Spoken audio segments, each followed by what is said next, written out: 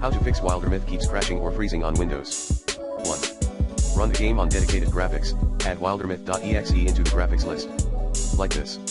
2.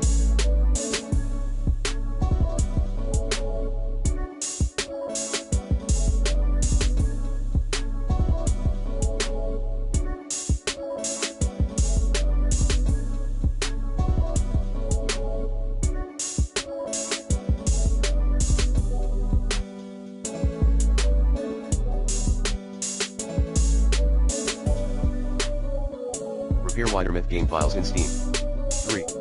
Update graphics drivers using the recommended Avast driver updater in this video guide. 4. Try running the game at a lower graphics settings. 5. Install the latest version of Visual C++ Redistributable and EXX. 6.